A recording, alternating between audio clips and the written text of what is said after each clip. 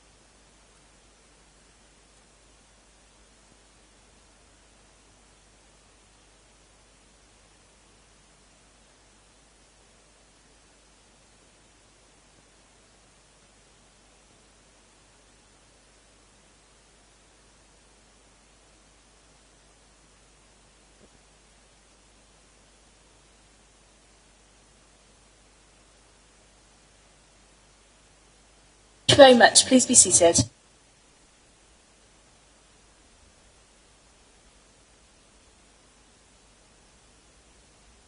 If I start by reading out the regular notices. I'd like to remind you all that this council meeting is being broadcast live over the internet, so we are all on camera. Please be aware you may be visible on screen when people around you are speaking, and please remember to speak clearly into your microphones. This meeting is available to view online now and in the future, whenever and wherever people wish to watch it. Therefore, there is no need for any other filming of the meeting to take place.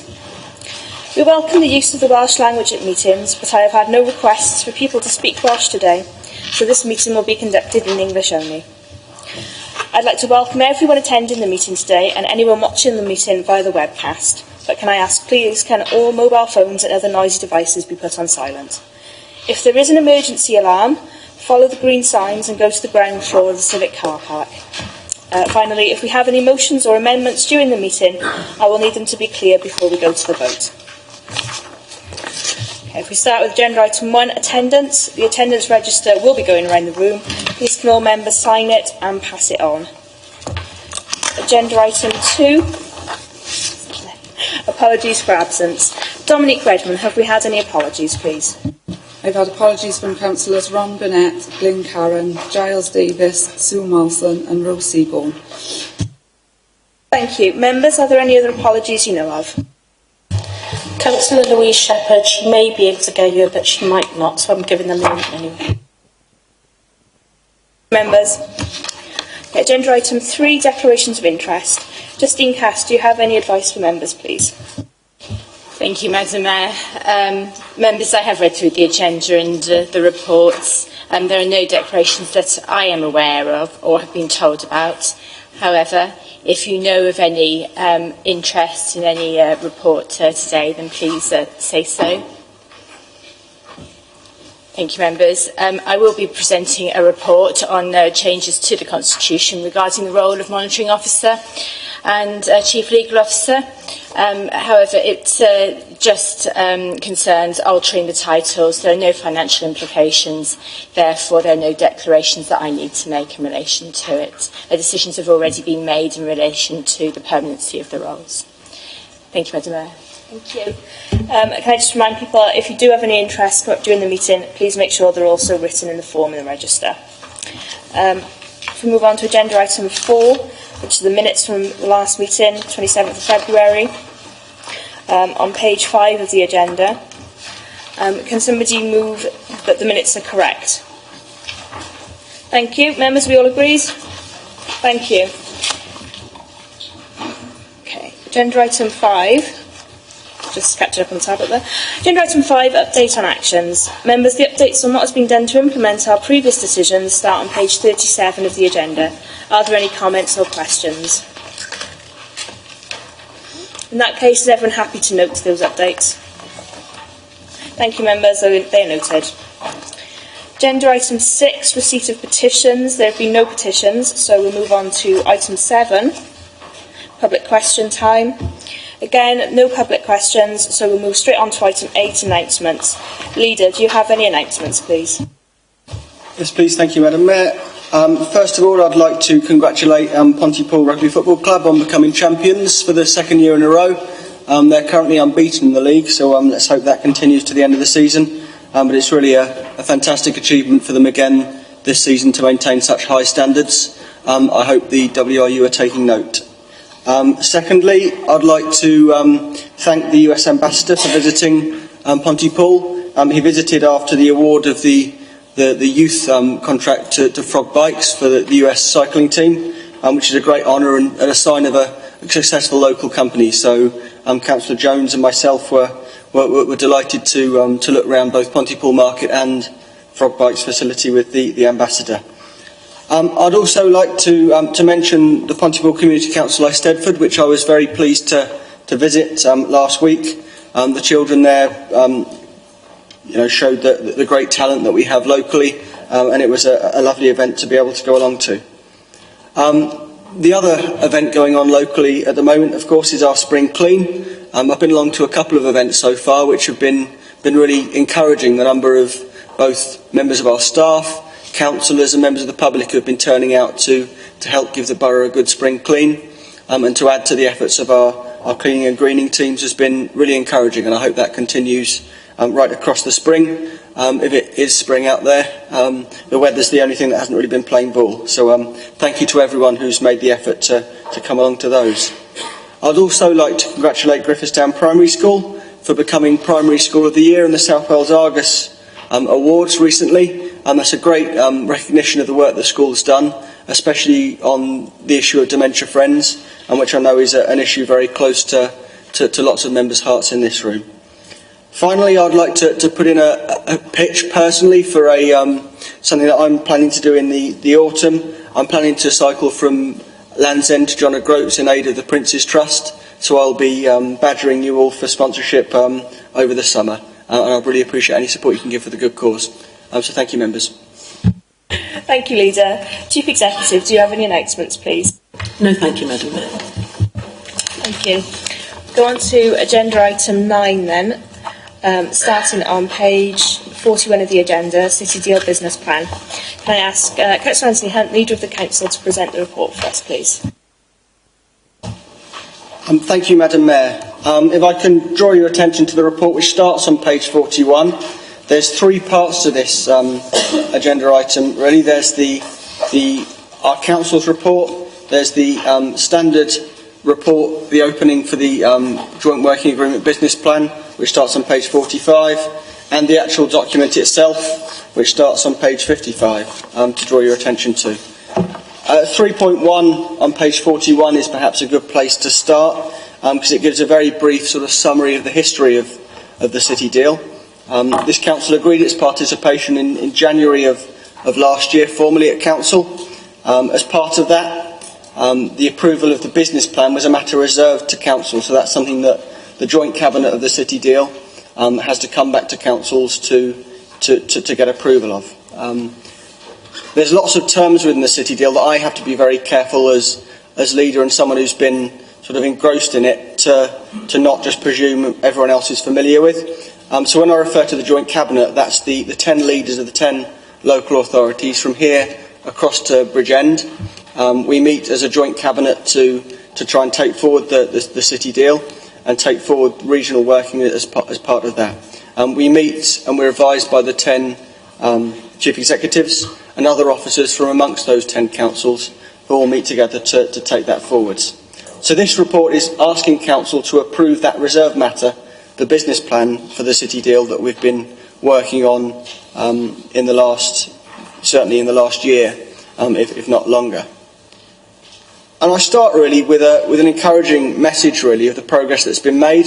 especially since last May. So I can wholeheartedly recommend the attached business plan to you as members. There's a lot of work that's gone into it. There's a lot of movement from when we first met together as councils, perhaps slightly suspicious of each other, trying to get used to each other's ways of working. I think we've now come together, and it really is a collegiate joint cabinet that is genuinely trying to work together to achieve a common aim. And I say that because I think the City Deal's a good example of politicians working together to achieve a common objective, as the residents we serve quite rightly ask us to do. That's involved putting aside political differences. There's Tory-led councils, there's Labour-led councils, and there's independent-led councils within the 10 councils in the City Deal, but we're all working together to achieve that common aim and putting aside any differences we might have or any differences of approach that we might have, and I think that's been very encouraging. We've also put aside, or tried to put aside, silo mentalities at different levels of government. One of the things that's frustrating to me, and I think frustrates the public as well, is when different levels of government just do their own work and don't really sort of knit together and don't really talk to each other. So I think the City Deal is a great opportunity for both the UK government, the Welsh government and local authorities to work together to achieve that common aim. And also we've tried to work hard to put aside the parochialism that sometimes dominates some of the discussions on economic development and on other areas, to really focus for what's best for the whole region rather than dividing ourselves off against each other, which I think's happened too often in the past. So that's an encouraging sort of starting point, and I think it's vital that Torfaen is at that table to be part of those negotiations and part of that City Deal joint cabinet. We have an equal stake with the other 9 councils, and we have an approach of working together and really putting our own voices forward as part of the collective. I think that's important because this isn't just about Cardiff or about the M4 corridor. There is a real strong values voice on the joint cabinet. All the values leaders are working together to make sure that the benefits of the City Deal really extend to the whole of the region. Later on in the report, it talks a lot about the key priorities that are at work in the City Deal. Of course, the overarching aim is based around jobs and economic growth, but I think that can be divided down into different sort of parts of the work that we're doing and parts of the programme that are being taken forward. There's a lot of work that's being done at the moment on the Skills for the Future programme, which I think can bring real benefits to the whole of the region. That's something that can work pan-region to try and to build the skills that are going to be needed in the future and to really train our people up to help take advantage of those opportunities. Secondly, there's the Housing Investment Fund, which is about unlocking the potential for development where maybe the market's not always worked in the best interests of local communities in the past. There's the digital portfolio, which I'm very excited about, which along with Councillor Fox we're leading on. I think there's great potential here for us to really bring up the level of digital connectivity in our region, which can really pay dividends for businesses. There's the work on the compound semiconductors, which I'm sure you'll have read about. I really think this is an exciting opportunity for South East Wales to lead the world really in a distinct form of technology. You've seen other clusters of digital technology around the world, either Silicon Valley or areas of Germany that are focused on a particular technology. We have a great opportunity working with an indigenous Welsh company in RQE really to be at the forefront of compound semiconductor technology. And I think that's something that can both bring investment to our area and really high quality jobs. So I really would commend that investment to you as the first investment that the City Deal's made. There's work being done on infrastructure and connectivity, building on the metro to make sure that our region is properly connected and the frustrations that we have about the infrastructure of our region are resolved. And there's the innovation part of the City Deal as well, looking for opportunities where we can, like we did with RQE, help invest and help grow the local economy. To conclude, I'd like to take you to page 58 of your agendas, which has the introduction from the chair of the City Deal, which provides a good sort of starting point of what we're trying to do as a City Deal and how we're trying to work together. In his introduction, Andrew Morgan, who's the leader of RCT, so another strong values voice around the table, talks about the Capital Region City Deal as a unique programme of collaborative working which will enable economic change, improve digital and physical connectivity, improve skills and educational opportunities and regeneration across the region.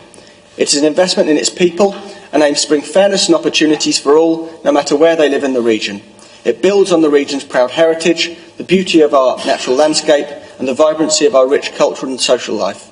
It will enrich lives in other ways too, reforming our public services, providing new and affordable homes, improving family life and creating a workforce which can adapt to the changing needs of the 21st century.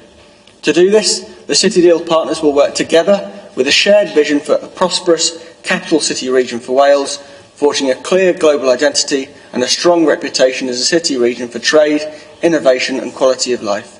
By attracting new investment and growing more successful businesses, by improving our connectivity, by developing our skills and education, we will restore the capital region to its historical role as the engine room of the Welsh economy. So on that note, I really would commend the report to members. I'm pleased that so far it's had almost unanimous support across councils and across different political groupings, and I really hope that Torfaen can continue to be at the centre of the City Deal going forwards. I'd like to thank all the officers who've played a key role in the City Deal, especially our Chief Executive Alison Ward, for the way that they've come together and really broken down barriers to try and take this work forward. I really believe that we can look back on this and really be proud at the approach that we've taken and the support that we've given to the City Deal as a way of breaking down silos and working together to try and bring our region up, as opposed to competing against each other in a race to the bottom that no one at the end of the day wins. So I'd like to draw your attention in concluding to the recommendations on page 42 and 43, which I'd wholeheartedly recommend to Council that we approve the report, approve the business plan and so enable the reserve matter to be discharged, and approve the accepting of the LFM grant. If you do that, I'll make a clear pledge to you as leader of this authority that I'll be a strong voice around the table, both for Torfaen, for all parts of Torfaen, and for the region as a whole in moving this work forwards. Thank you. Members, any questions or comments, please? Jason. Thank you, Madam Mayor. My initial question is around the investment. We look to be spending, or asking Council to approve spending £12.9 million over the course of the project. What I don't see in the report is any distinct forecasts in terms of the benefits that it'll have for the borough, in terms of what jobs you're looking to bring, what skills are you looking to build upon. The only benefit that I can draw out from the report for Torfaen is a relabelling of Cwmbran as a strategic hub. So I'm wondering if you could comment on what it means to be a strategic hub and the distinct benefits that will bring for Cwmbran and Torfaen. Okay, what we were trying to avoid with the business plan as a whole was just a report that sort of went through things parochially and labelled things as, you know, where there'll be distinct benefits across the region. The distinct benefits for Torfaen, as well as the strategic hub, I think the work that's going on with Skills for the Future, I believe that if we play a full part in that and if we put our ideas forward, we can have, you know, that there's a great benefit in that for Torfaen, both in terms of sort of apprenticeship schemes and other work building skills for the future. The Housing Investment Fund has potential benefits to all part of the region. The digital portfolio, of course, which we're leading on, has massive opportunity for the region. The compound semiconductor initiative, IQE might not be located in Torfaen, but it's not far away at all, and I believe that can be a great opportunity both for Torfaen suppliers and for people living in Torfaen to gain employment. The work on infrastructure and connectivity will help us, as will any opportunities that come from the Innovation Fund. So I think they're all benefits that will come forward to Torfaen as part of the City Deal.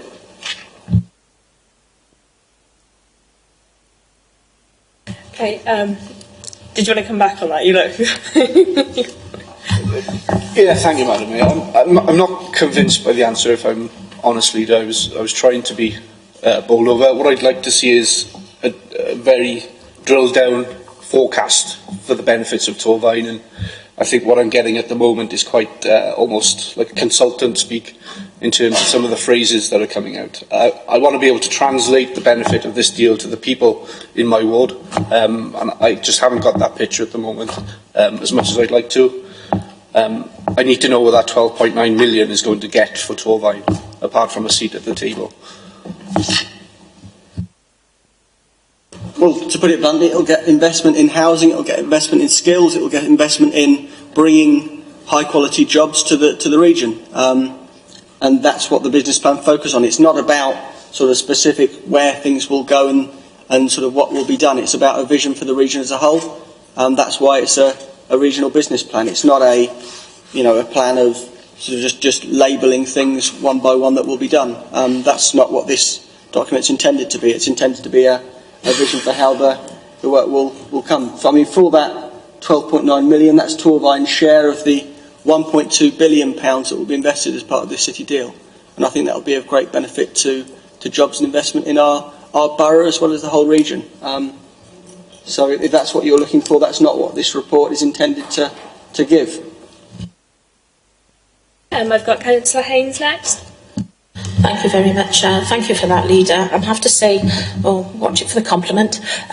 It's refreshing to see you continually talking about the reports yourself. I mean, historically it's always been sort of officer-led, so I think it's refreshing to see you as a leader bringing forward and talking about the reports themselves, and hopefully that will roll out to all of the exec members moving forward. Just really on page 50 for me, there's the percentage-wise, under table 1, it's got updated affordability envelope. I'm wondering if you can give me some idea on a bit more in depth on how those percentages have worked out, and just so that for the record, I will be supporting this at the moment, but I do think that this needs to prove itself moving forward. So it has my support now, but that doesn't mean to say that it's always going to have my support. It needs to prove itself to me. Thank you. Thank you for that, Councillor Haynes. I think it's important with this report that I sort of led on it and didn't just hide behind sort of officers, because it's something that we've had to take forward. Obviously, as I said, Alison, our Chief Executive, has been a really strong voice around the table, as have other Torfaen officers making a contribution. But I think this is something that I need to take a lead on myself. In terms of the report on page 50, that table is basically it's a proportionate population share, isn't it? So that all the proportions there are basically, that's the percentage of the population of the region that we have within Torfaen. So you'll see, obviously, Cardiff being the largest council is contributing more, but it's on a per capita basis, is probably the phrase I was stumbling around looking for there. But of course, the benefit, I think, of the city deal is that doesn't mean we get 6.9% of the votes around the table, 6.1% of the votes around the table. We get an equal vote with the other 10 councils. And I think that's been important going forwards, because we're very much a partnership of equals across the region. In terms of your comments, thank you for your support. And maybe referring back to Jason's, I don't take support for this report today as meaning there's a blank cheque going forwards, or there's an unfailing support going forwards. I'll try and report back very often as more specifics become clear, as more becomes apparent, as opportunities, I hope, arise as part of the city deal. I was very keen personally not to get into a situation with the city deal where we just assigned bullet points and didn't give ourselves any opportunity to take forward openings that might present to us. The IQE, the compound semiconductors opportunity, wasn't one that we necessarily would have expected 18 months ago, but it came about because there was an indigenous Welsh company and there was investment that could be made that could realise great benefits. And I'm keen that we're a bit more fleet of foot than perhaps the public sector as a whole has been in the past, to take advantage of that sort of opportunity that comes up. And I hope there will be similar opportunities in the future for us to provide some targeted investment. The way the IQE, the compound semiconductor cluster investment works is really appealing to me, because we get that money back to reinvest it. We've not just given them money, we've effectively helped them to set up. They then repay that in terms of rental to us over a period of 11 or 12 years, isn't it? So at the end of the 11 to 12 years, we then have that money to reinvest in maybe the next opportunity that comes forward. I think that, as opposed to sort of old-fashioned economic development, it is very encouraging to me, because it's a fund that can be used to unlock the potential. I don't want us as the City Deal to be seen as the solution. We are the enablers of the great sort of Welsh businesses and opportunities of the future, if that doesn't sound too cliched. If we can help unlock funding, rather than trying to just provide grant-type funding, then I think that's beneficial, because that will provide, hopefully, that will set up things that can sort of grow under their own steam in the future. So, you know, I guess that's my other pledge to you as leader today, that I'll try and be a strong voice around the table. But when sort of more specifics become known, either via seminars or I'm more than happy to meet with any members that want to in the future, I'll make sure I report back as the specifics of the benefit both to Torfaen and to the region become more and more clear as we go forwards. Stuart Ashley. I would very much like to support the approach that I'm hearing here, because at the end of the day, it's what's needed, and there obviously will be future time for scrutiny and observations on what's happening. We're very much aware of that. I mean, with things like PSB and other approaches, it's very much about collaboration, and it's very, very I'm trying to think of the right word now. It's very much encouraging to hear that you're all working together, whatever persuasion people are. That's very much an achievement. And we reserve the right, obviously, in the future to question things, and certainly as much as everybody else. We, from a scrutiny point of view, would very much look into it. But I'm very encouraged, and thank you very much for your report back, Anthony.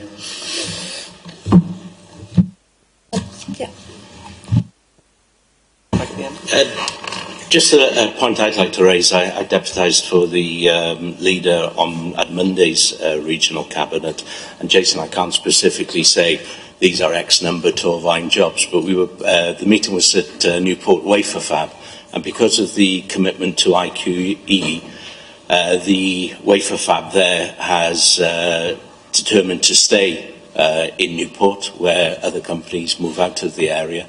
And that in itself is protecting 500 full-time equivalent jobs. I would lie to you if I would say they were all in Torfaen, but they're spread about the City Deal region, and the importance of these jobs are they're highly skilled. Most of them are £40,000 plus, which is very rare in this area at the specific moment. You have a company that care about the development of their employees, sending many of them on to further degrees at university, etc., etc. So already, although the input into IQE hasn't been seen, the benefits have been seen by those areas that are reinvested, and you've got a belt that's forming from Bridgend upwards of these super tech companies, and I hope in time that will flow into Torfaen. We've got a university hospital being built in Cwmbran. The benefits that could link around that in super technology that would be funded by those organisations that support. And it's understandable that it's 10 councils, and there will be people on those who say, what is the value for our area? And we would say that. And the final thing I need to say, though he's not going to thank me for it, I do have to thank Anthony for his leadership in this, because where you've got 10 councils brought together, he's woven through those and broken down a lot of barriers. Not on his own, there's other people involved, and he'd be the first to admit that, but I think it would have been a tougher, harder road, if not even a roadblock, if it hadn't been for our leader. And that's not being sycophantic, that's giving the man the credit for what he's due. Hugh, or Anthony, do you want to come in first, or...? Okay. Hugh. Thank you, Madam Mayor. I'd like to thank the leader for presenting the report and the work that he's done on this, and the work the council officers have done as well. I'm almost sorry to have to bring this point up, because it's shows that we've been working really hard with the other authorities on a collaborative approach. You can see where I'm going with this now. And it was very much in line with what the previous minister had. I think it was Mark Drayton, wanted us to adopt this collaborative approach amongst councils. Unfortunately, we've got a new minister now, and the prospect of enforced council mergers is now back on the table again, which we thought had been put to bed. But I wanted to ask the leader, given the work that we've done on this, in collaboration with other neighbouring authorities, and the work that we've already done in other areas outside of the city deal, how does that reconcile with the minister in terms of us being told that potentially now we might have an enforced merger with two of our neighbouring authorities by 2020? Obviously, we're committed to this city regional deal, and I wondered if, having had the recent meeting with other council leaders, what representations and what feedback would be given to the minister in terms of the strategic direction that we're going to pursue as a council, going forwards.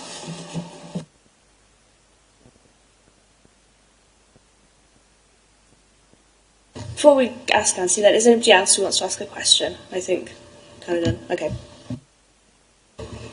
If I take those points in reverse order, perhaps. I think, in response to Councillor Bevan, that the city deal is a good thing either way. All the talk of mergers or collaboration or anything, either way the city deal is the right thing to do, because either way, whether there's whatever number of councils there are in the city region, I think this footprint is the right one to work on, and the way we've been doing it is the right way. But what I would say is I think the city deal hopefully shows to the minister and shows to the Welsh Government the best way I think that collaboration does work, and that's from the bottom up. That's from councils taking it upon themselves to work together for a common aim, rather than enforced from the top down, in my view. And I hope he takes note of the growing momentum, I think, behind the city deal in South East Wales as maybe the best way of working. I say that as someone who was supportive of Mark Drakeford's approach of collaboration, and I remain of the opinion that that's the best way to go.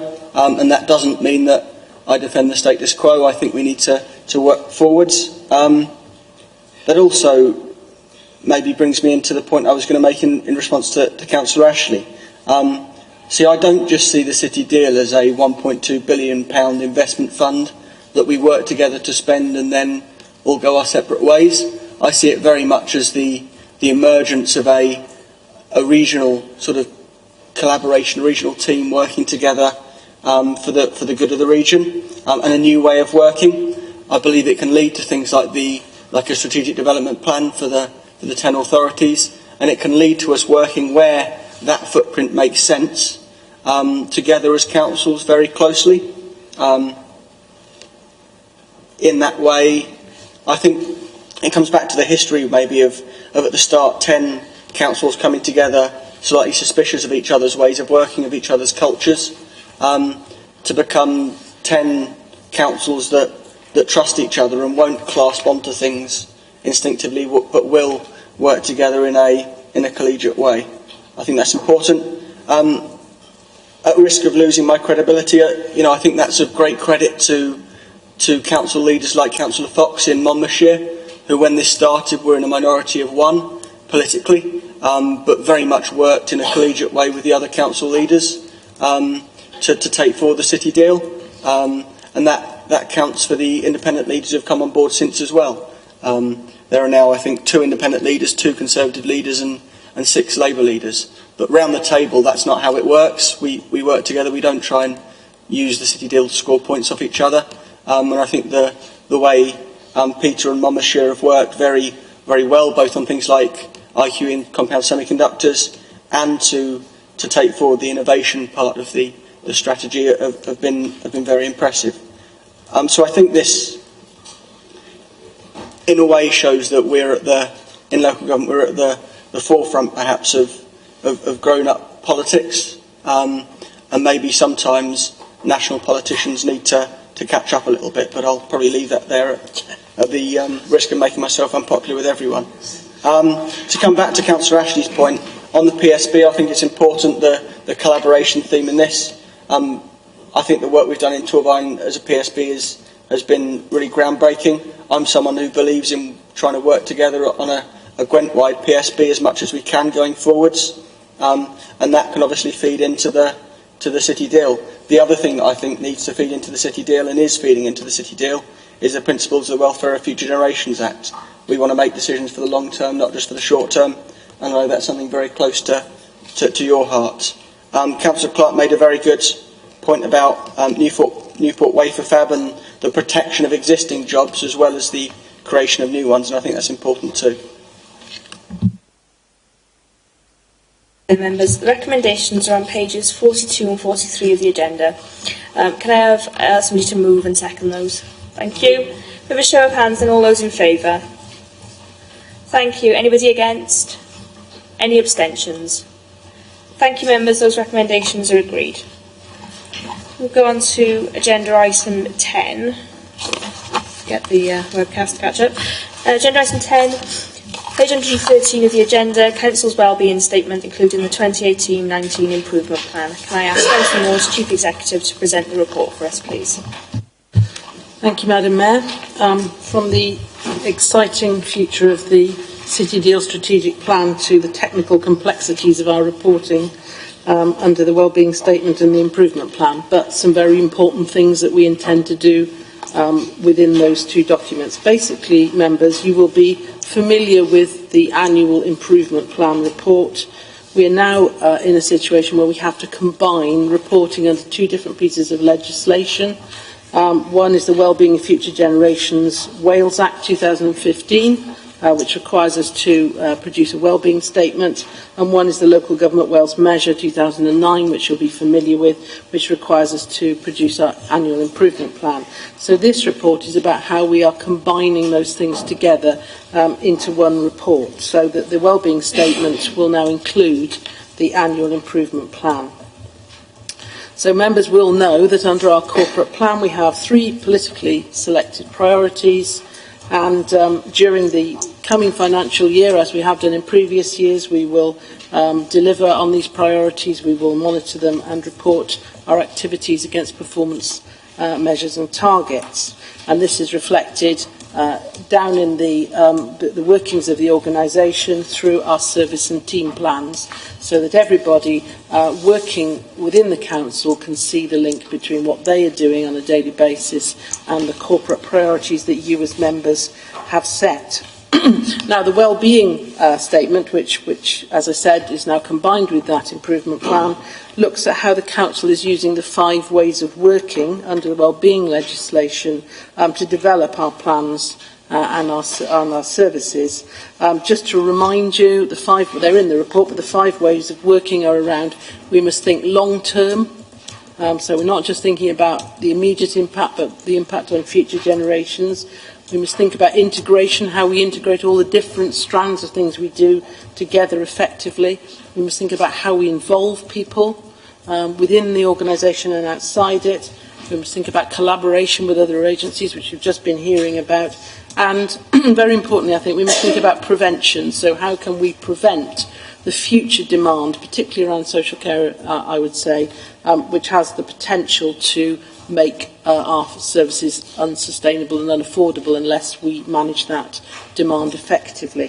So those are the 5 ways of working, and we also have to think in our wellbeing objectives about the 7 national wellbeing goals under the legislation, the Wellbeing Future Generations legislation. Again, that is set out in the report, but just to remind you, it's about Wales being globally responsible, prosperous, resilient, healthier, more equal, having cohesive communities, and a vibrant culture and thriving Welsh language.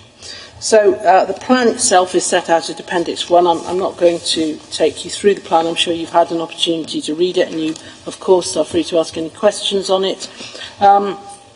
Just to remind you, if we look at Section 5 of the report, under the improvement plan part of the report, we have to set out our improvement objectives, which capture the main short-term priorities for the Council, and they must contain at least one of the ones that are the bullet points that are set out at 5.2 of the report. So they must be either about strategic effectiveness, service quality, service availability, fairness, sustainability, efficiency, or innovation. So we've now agreed with both the Wales Audit Office and the Future Generations Commissioner that we can combine these two things together, and this is what this report is now about. So just to go through the wellbeing statement, if we take part 6 of the report, in April 2016 we agreed our 3 corporate plan priorities and that they would form the basis of the 16-17 improvement objectives for the year ahead. So the 16-17 objectives are set out at 6.1 of the report. That's a clean.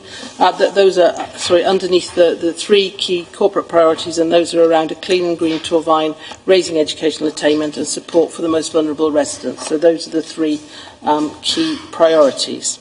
And given that the corporate plan is a 5-year document, it's sensible that we continue the 16-17 approach forward into 18-19.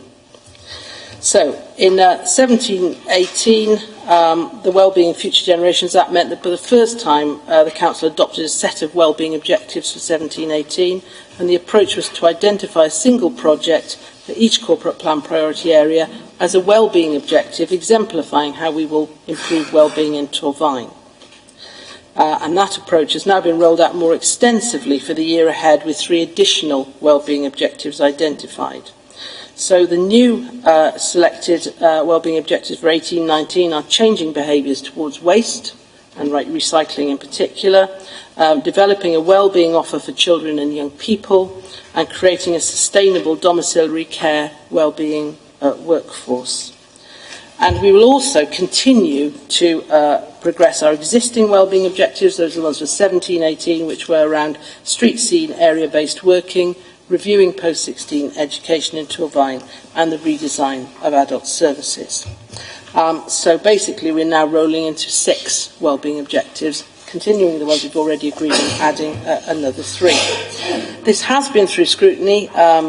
In February, Overview and Scrutiny Committee members were invited to participate in a workshop to review the content of the draft 18-19 wellbeing statement, and members scrutinised proposed improvement activities in the 3 corporate plan priority areas prior to their inclusion and publication in the wellbeing statement. So following the action to be taken following this decision, should you choose to agree it, this will enable the Council's compliance against the Wellbeing Future Generations Act and the local government measure to be assessed, and the Council's 18-19 wellbeing statement, including the improvement plan, will be provided to the Auditor General and to the Future Generations Commissioner. So the recommendation, members, is that you approve the Council's wellbeing statement, including the annual improvement plan for the 2018-19 financial year. As I said, the report is attached, and myself or the Chief Officers who've led the various strands will be happy to answer any questions. Thank you. Members, are there any questions or comments on this? Okay, in that case, recommendations are on page 118. Oh, Stuart, do you want to... You're going to move it. Brilliant. Can I move for a second, and then Stuart's moved it. Can I have somebody to second? Thank you. Show of hands then. All those in favour? Thank you. Anybody against? Any abstentions?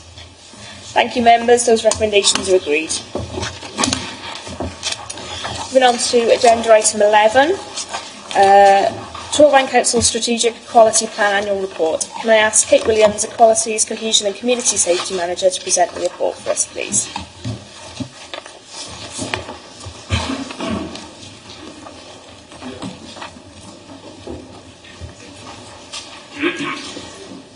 Good morning, Council. I would like to provide the Council with the annual report for 2016 to 2017 on Torfaen Council's progress on its strategic annual plan. The annual Strategic Equality Report is the Council's progress on the Strategic Equality Plan. The report is for the financial year April 1st of 2016 to March 31st, 2017. It focuses on the 10 strategic equality objectives and explores the work that is being done against each of the actions that sit under each one. The Equality Act 2010 places a statutory duty on all local authorities to develop and publish a strategic equalities plan every 4 years. The Strategic Equality Plan was published in April 2016. The objectives were amended and improved to reflect changes in culture, society and legislation. The public sector equality duty requires that all public authorities covered under the specific duties in Wales should produce an annual equality report. It can be noted from the annual report that the Council's progress in relation to its statutory responsibilities under the Equality Act is both compliant and satisfactory, and in relation to a number of the equality objectives that were set in the Strategic Equality Plan 2012 to 2016, there has been significant progress in the number of key areas. The Equality Plan for 2016 to 2020 has also reflected positive increases in equality-led legislation. If I could bring your attention to page 177, there are a number of areas of positive activity that have been outlined. These include equality and diversity training, the ongoing success of the local authorities' participation in the Syrian and Vulnerable Persons Resettlement Programme, regional training to increase knowledge, awareness and referral pathways for violence against women, domestic abuse and sexual violence, reducing the number of young people that are NEET, improving access to quality affordable homes and supporting residents with the impact of universal credit. Details on the progress of each equality objective can be found in the annual equality report on page 189. So, to conclude, the public sector equality duty requires that all public authorities covered under the specific duties in Wales should produce an annual equality report. The purpose of the report is to provide the Council with an oversight of the Council's progress during 2016 to 17 on the Strategic Equality Plan that takes us from 2016 up to 2020. Should this be approved, the annual report 2016-17 will be published on the Council's website. I'm not sure if Councillor Daniels wanted to add something on that. I'll just firstly thank Kate for writing the report and presenting it today.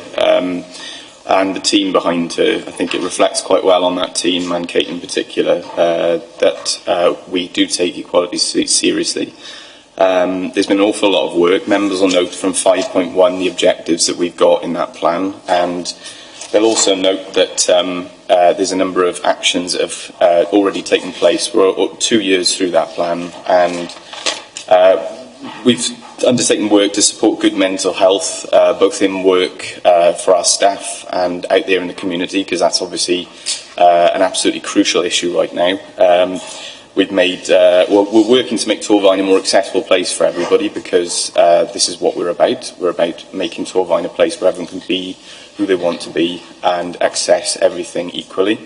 There's work there to support survivors of domestic abuse and sexual violence. There's positive action to celebrate and safeguard the protected characteristics enshrined in law, as mentioned earlier in the report. There's support for vulnerable people living in poverty. And there's a commitment that Torfaen is a compassionate council which is prepared to lead the way in recognising our global responsibility through our participation, as mentioned by Kate, in the Syrian resettlement programme.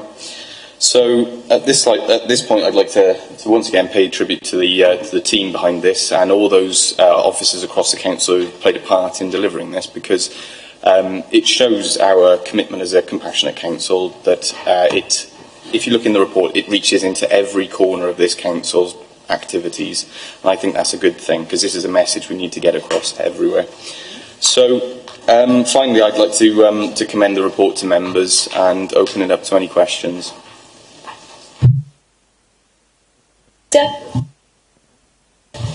I'd like to thank you for the report. Obviously, this kind of thing can seem quite abstract, but it's not, because it involves human beings. I think the table on page 198 is quite concerning. The increase in racial, homophobic, disability, transphobic, and anti-religious sort of hate crime is worrying. So I think it's good that we've got a plan in place to try and address this and to try and try and sort of tackle it. I guess crime statistics being what they are, they could either indicate increased reporting and awareness, or increased awareness amongst the police, for example, as actually label things as what they are. But obviously those are people who've been subjected to quite disturbing incidents that must be really, really impactful for them. So I think it's good that we've got such a dedicated team of officers and councillors like Dave Daniels as well, who are determined to tackle this. Thank you. Councillor Kemp? Thank you, Mayor. Obviously, I've noted the positive activity that's been taking place over the last year, and I note that there's been a certain amount of training in regarding the regional training in regard to the violence against women and the domestic abuse and sexual violence agenda, if you like. What work has been undertaken in regarding a similar training and work when it comes to the domestic abuse against male? Because yesterday I had another male come up to me suffering from harassment and domestic abuse from a female, and I brought this to the council on more than one occasion. And I noted that a couple of weeks ago there was a cancelled seminar in regarding domestic abuse against females, but I'd like to know what work has been undertaken in regarding fighting the domestic violence in relationship to males, please. Thank you for that. We do a lot of work with the Violence Against Women, Domestic Abuse and Sexual Violence team. And within that, even though it's violence against women, it includes all victims. So a lot of the work that is being done for training and that does include males. It includes younger males, girls, and everything is encompassed within that training. So that should be flagged up in there. But I understand that there are areas that could be looked at in more depth. I think perhaps male victims don't get the same amount, but that is something that is included within the Ask and Act training, and within the Vowdor SB agenda does include men. Moving forward, I know that there was a cancelled seminar regarding the domestic abuse against women. If maybe going on what has been said then, it can be expanded in regarding the domestic violence as a whole, and not specifically regarding the females. Sorry, Mayor. I recognise that it's an area that perhaps gets overlooked, and because the focus is quite rightly on the numerous women that are subject to domestic abuse. But however, that's not to say that the abuse that men are going through is any less. So I'll have a conversation with Kate after this, and we'll have a discussion about this and see what work we're undertaking and whether there's any additional work we can do. And I'll discuss specifically the seminar, maybe expanding the horizon on that. All right.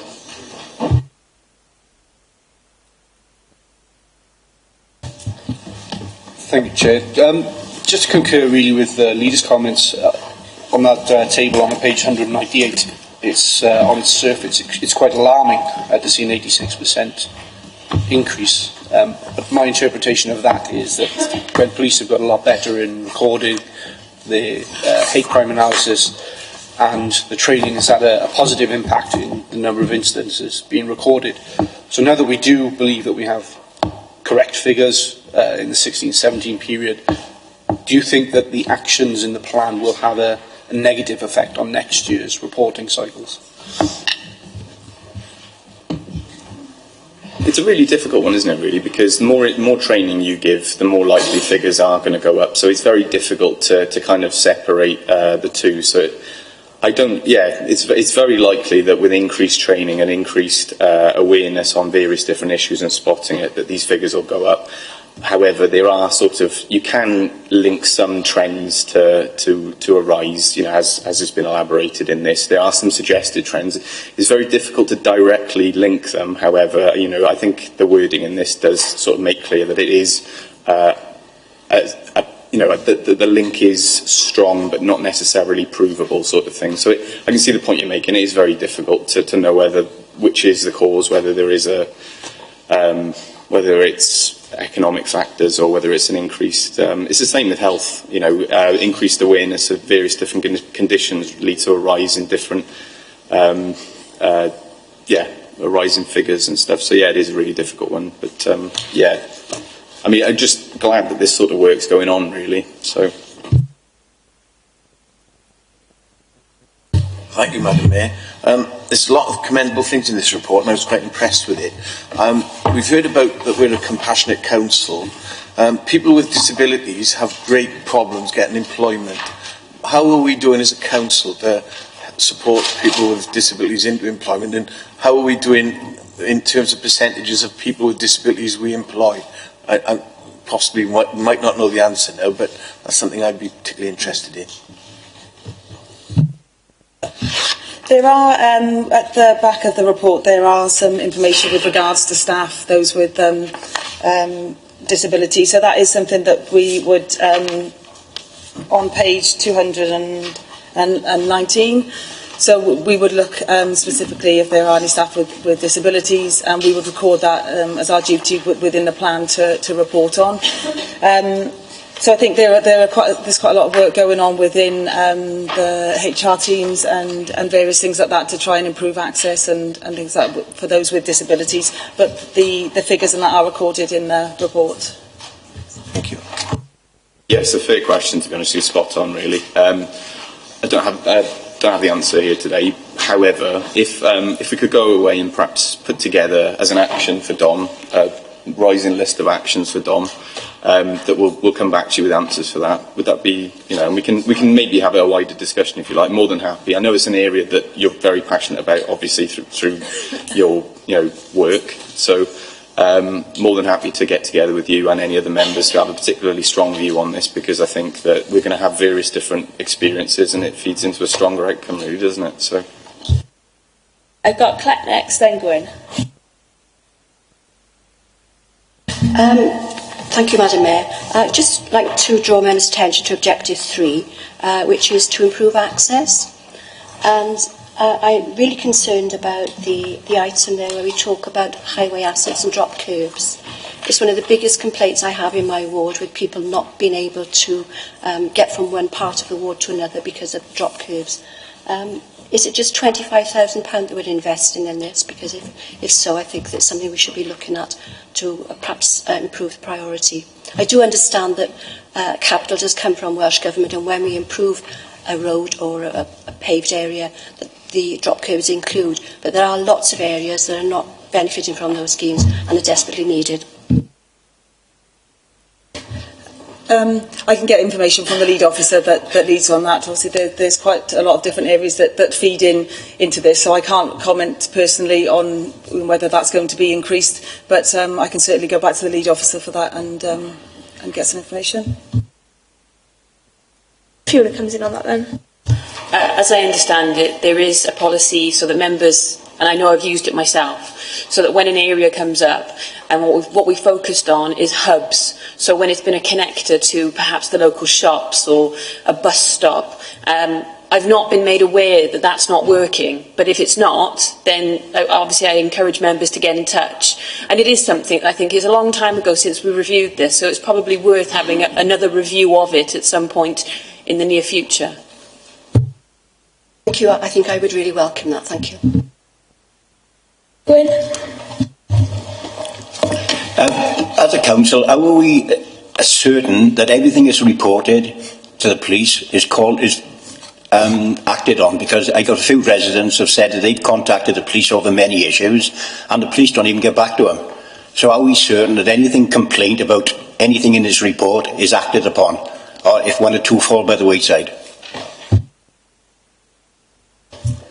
I'm not really able to comment about reports into the police.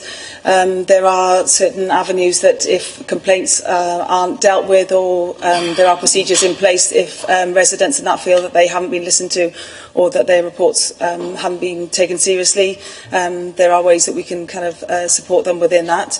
But was there something specific in the report that you wanted to question? Well, abuse. If that's reported to the police, surely it should be 100% people getting back to them. But I know of one instance where the police didn't get back to them, or just a phone call.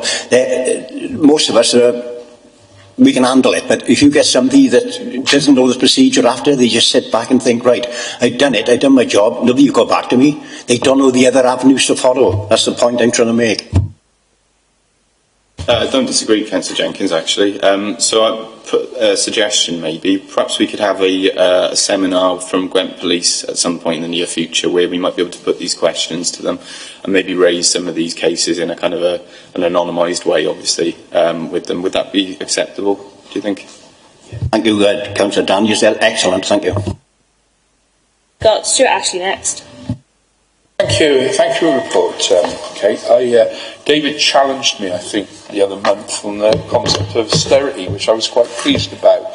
One of the concepts, and Peter Jones talking about disability, because you get these awareness campaigns at the moment. We're in the middle of Autism Week, aren't we? And the concept of austerity, hate crime, etc.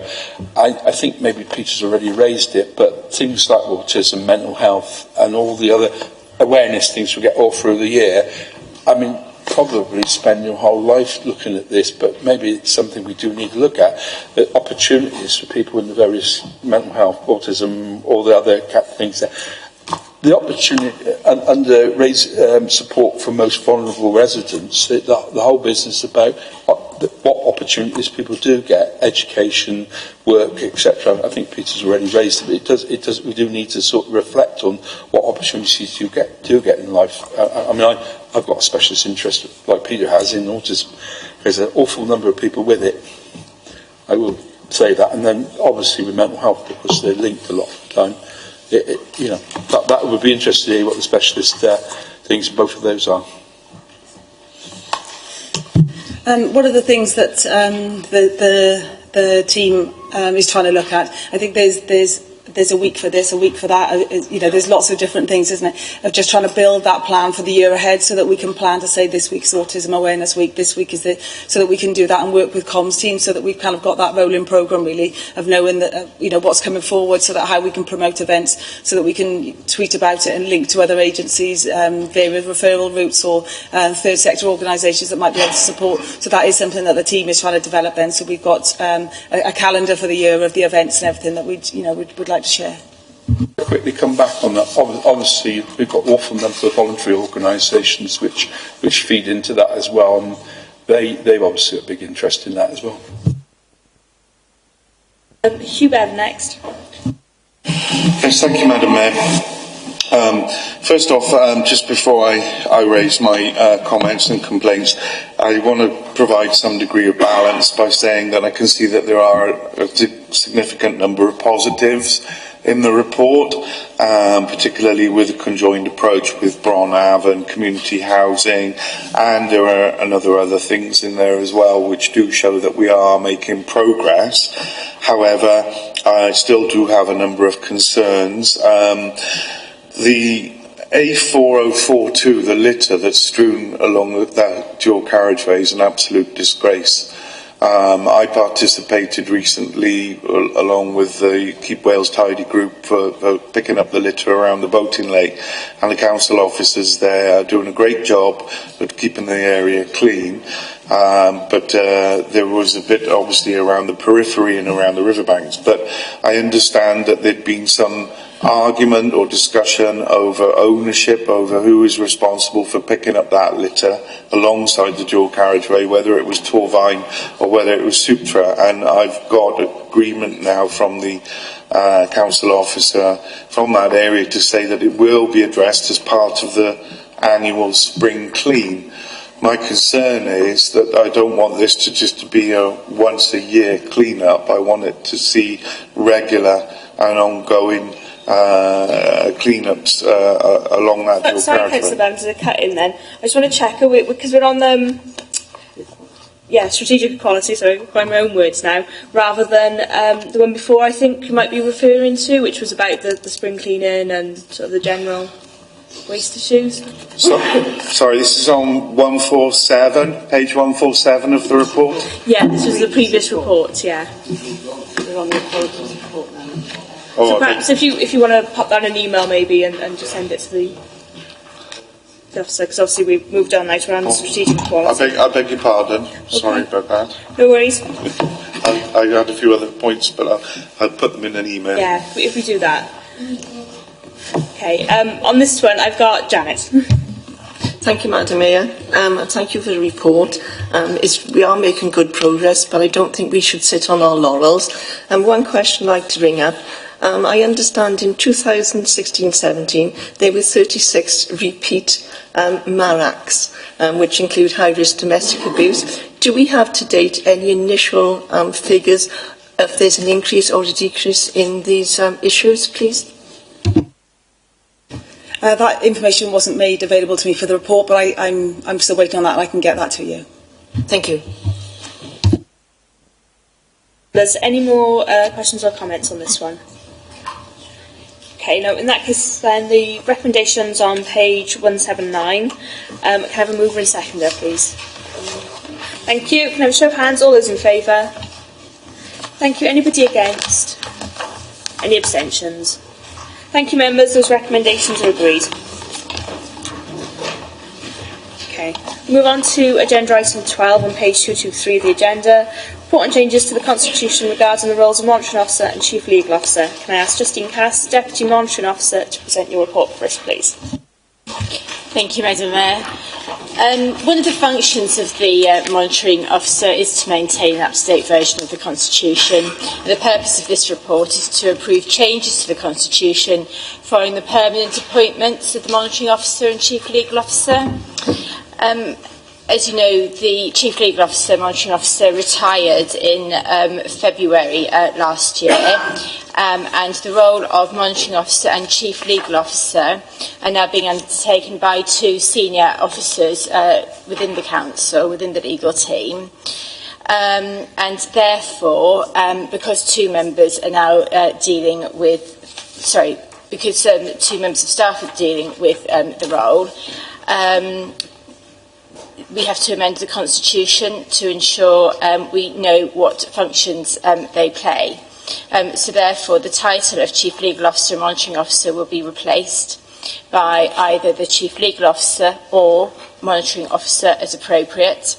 Also, the Chief Legal Officer and Monitoring Officer was a decision maker for the purposes of making Category C decisions.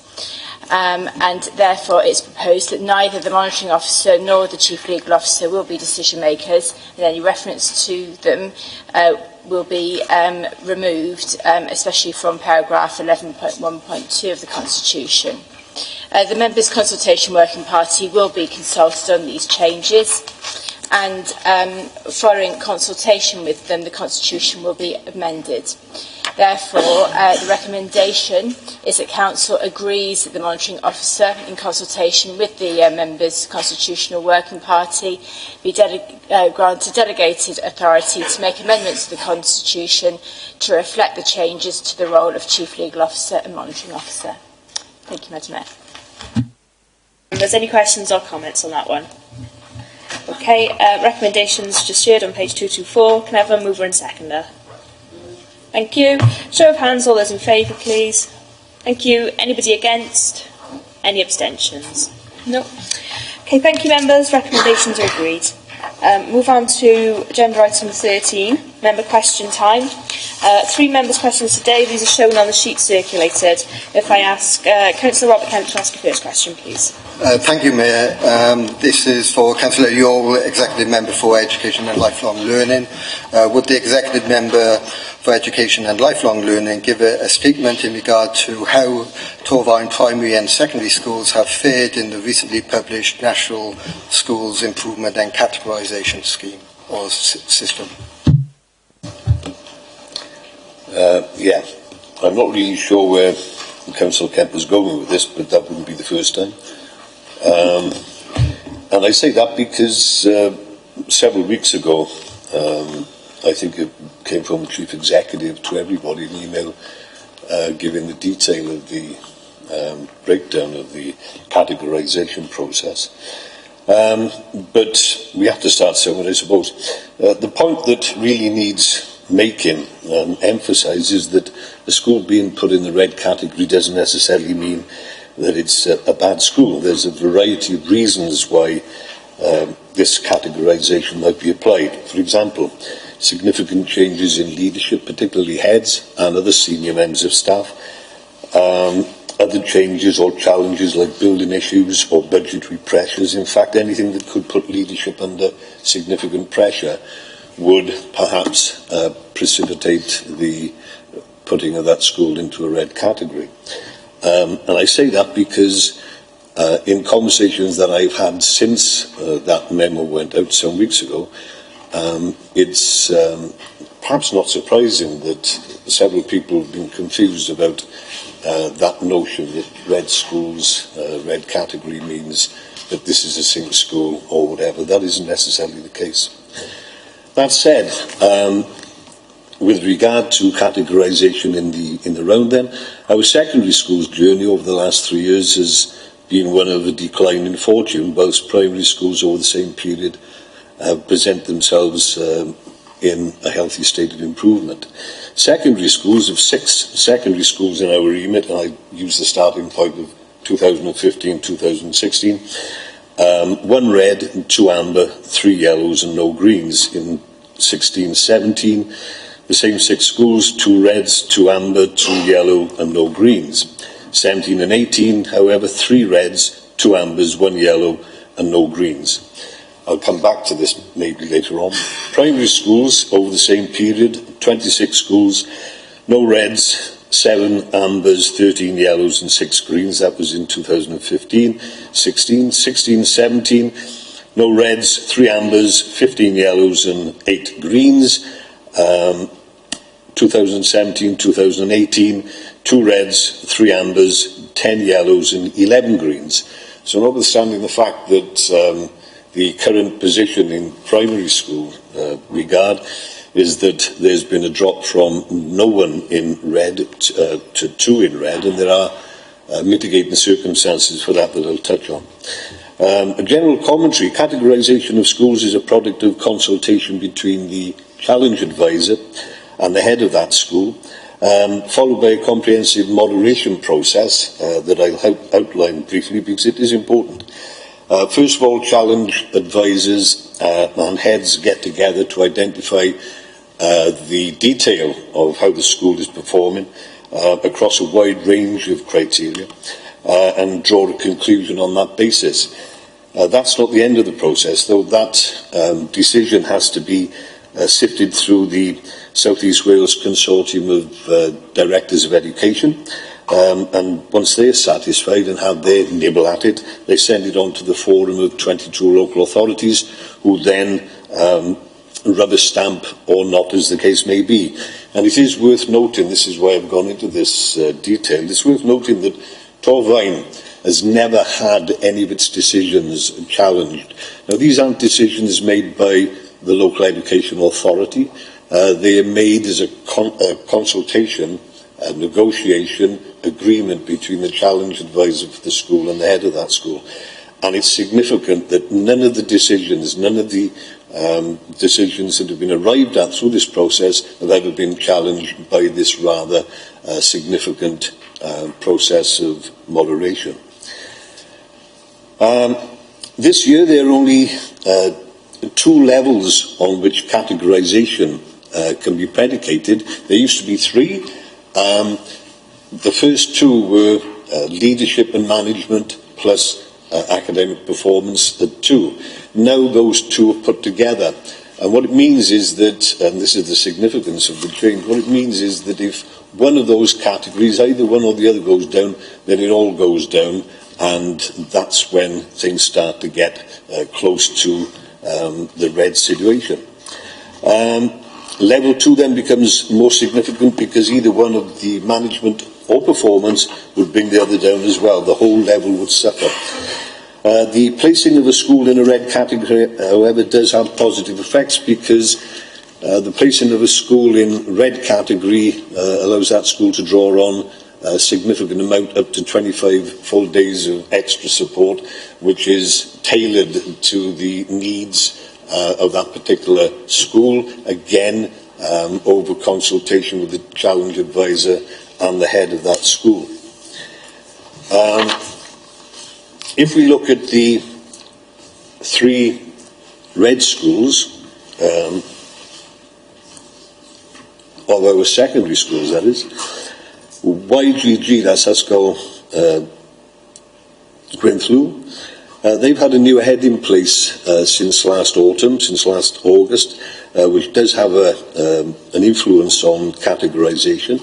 The principal reason, however, for Gwenthlu being put in the red category is the variability in its maths results over a period of time. In reality, the school performed well at Key Stage 4 Level 2 Plus in last August results, the GCSE results. They scored 60.9% overall, but were put in red because of their maths not being necessarily up to scratch. And what it did was to reflect the perhaps lack of ability on the part of some of the teachers to identify the way in which progress was being made within their own departments. So that's something else that perhaps nudges them towards the red category as well. However, YGG is responding positively to the challenge, and particularly with the new head who is a force to be reckoned with, and the school is expected to come out of the red in the next round. Abersycon, they're in Esting category. One of the things that I neglected to say earlier on is that although generally challenge advisors and heads get their heads together, no pun intended, to identify and conclude what category that school is in at that particular time, if a school is indeed in Esting category, like monitoring, or in need of significant improvement, then clearly that automatically goes into the red anyway. Abersycon then is an Esting category red. The school was also issued with a warning notice under the statutory powers of the local authority. Again, this school is responding well to the demands placed on it by the categorisation process. Attendance is up and exclusions are down, and performance is improving with progress towards targets on the up. We expect that Abersycon will come out of the red in the next round as well. One of their principal problems was leadership management. They've had a new head in place for 2 years. They've inherited a lot of bad practices that have been, should we say, looked at rather robustly and strenuously, and they are indeed making some significant progress. Cwmbran High School, Esting category red again. However, Cwmbran High School is also an improving picture. The school's progress towards targets is being maintained. Attendance is on the up with exclusions on a downward trajectory. There is an expectation that Cwmbran High School will also come out of the red category in the next round. What's important to comment on as well is, in accordance with the Wales Assembly Government's guidance on schools causing concern, all 3 schools are being monitored and evaluated through the local authority's monthly intervention panel meetings. And we are making significant progress in that sense. In fact, this afternoon I'm off to Abersycon for the latest intervention meeting, and we are making some significant strides there. To the primary schools, there are 2 red primary schools. Both of these have recently had new heads installed. The one at Entlas Church in Wales School is an executive head, Jackie Bates. She's also the head of one of our very, very good performing schools at Woodlands. We've recently secured her services for another academic year, which is good because she's already making some pretty marvellous improvements of the school, and they're going forward. We expect them to come out of the red very, very soon. The other school is Bryn Onan. It's a Welsh medium school in the Fartig that had issues with safeguarding, and we came to an agreement with the previous head that he's moved on. We have an interim head in position. We are very, very lucky to have him. He is an excellent character. He's moving the school forward. The staff is a lot happier. Systems are in place now to improve the situation quite significantly, and we expect them to be out of the red in timely fashion.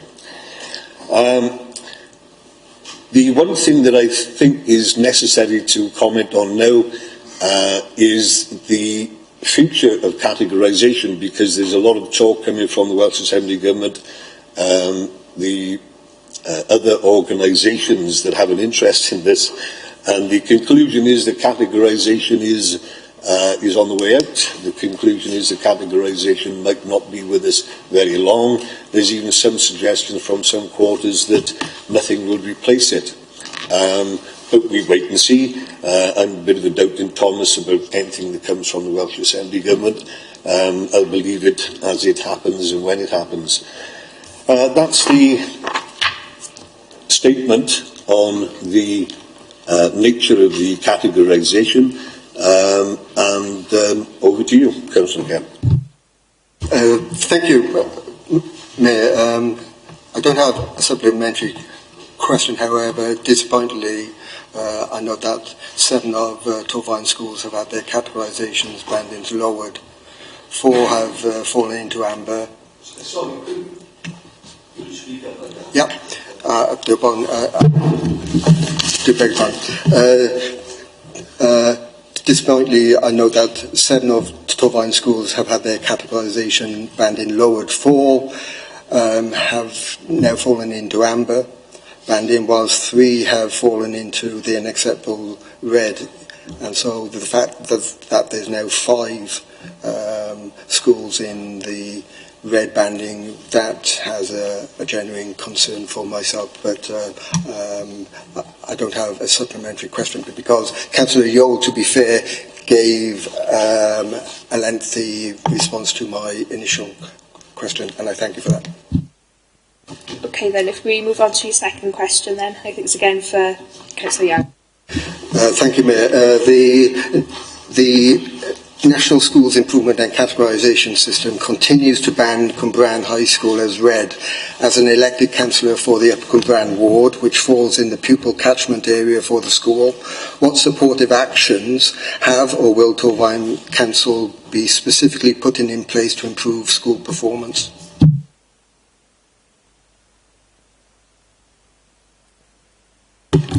There you go. Now you know how I felt when I couldn't hear you. Sorry for that. Cwmbran High School was inspected in December 2015 and placed in Estyn monitoring. A monitoring visit took place in June of 2017, and this time the school was placed in Estyn category of significant improvement. Under WAG's guidance on schools causing concern, as I've already referenced, schools so placed will automatically be categorised as red. As such, Cwmbran High School became eligible for up to 25 days of bespoke support. The nature of this support being determined by the challenge advisor in theory, but in practice between the challenge advisor and the head of school. Bespoke support plans have been agreed between the challenge advisor and the head then, and have been put in place. They detail clear actions to be taken and identify appropriate members of staff who will lead on these actions. In addition, clear timescales for delivery of these actions, along with the criteria for their success, have also been identified and agreed. Support for the school will come from 2 different sources. For example, support with literacy and numeracy skills, along with support for leadership matters, will be the remit of the EAS, while support with additional learning needs and support for behaviour in general will be the responsibility of the local authority. The school also has a post-inspection action plan, a PAP so-called, produced by the school and with support from the challenge advisor. In addition, the school has a local authority statement of action. Both documents detail how the school will address the recommendations from the Estyn inspection and monitoring visit and have been approved and agreed by Estyn. These documents and the courses of action they dictate are being monitored and evaluated not only by the school itself but by the local authority through the monthly intervention panel meetings, the latter in accordance with WAG's guidance on schools causing concern. Thank you, Mayor. As part of the supported package, in your position of Executive Member for Education and Lifelong Learning, hopefully you will also be recommending to the Chair of the School Standards Monitoring Subcommittee that Cumbrian High School's senior management team, to include the Chair of Governors, must be brought back in front of the subcommittee as soon as practically possible for questioning and further monitoring. Would you agree? Well, I would agree that anything that broadens the base of my responsibility and remit, I'm happy to accommodate. But I've always worked on the assumption that anything to do with scrutiny, if this is what you're referring to, because again, you weren't that audible, quite frankly, is down to the autonomous nature of scrutiny itself. And if they want to call back in the head and the school, they are entitled to, and I've made a habit of not interfering in that sense, because that way leads to all sorts of tragedy. But generally, I would agree that if that's what the scrutiny committee want to do, or the sub group of the scrutiny committee want to do, then it's entirely within their remit to ask for that. I note your agreement with my question. Thank you. Thank you. I'd like to make a statement. I think we can't now because we've had the exchange, so I think we'll have to move on. This is very important. Okay. I'll be as brief as I Question possibly 3, please. Sorry? We're going to have to move on to question 3. Sorry, Councillor Allen. All right. Right. Question 3 even for Councillor Anthony Hunt. Thank you, Mayor. This is for Councillor Hunt, Executive Member for Resources and Strategic Leadership. With Torfaen County Borough Council's property assets being given a fair value total of £13,039,000, is it now time to sell on the assets which only generate a small income of rental each year? Thank you for your question, Councillor Kemp, and it is a fair question because, of course, we have to evaluate the cost and benefit of all our assets in comparison of what they bring in compared to what they're worth, so it's a fair question. The fair value of assets you refer to is an estimate of the value of an asset or our assets at a point of time if they were to be sold. This is, of course, only an estimate, and the price we'd get would obviously depend on a number of factors. In respect of the rents, the rental income, while individually they may seem insignificant, taken as a whole, they provide a sizable income to the Council to support our annual budget. In addition, it's important to point out that the purpose of our industrial portfolio is not just to gain rental, but also to create and protect jobs locally, support local small and medium-sized businesses, and assist charitable and voluntary organisations. Over the past few years, some units have been sold to existing tenants at their request. We will continue to consider tenant purchase requests favourably where we can to support local businesses. We also have an ongoing review of the Council's estate based on the asset management plan. If that review concludes that there is merit in disposing of standalone units, this will be considered.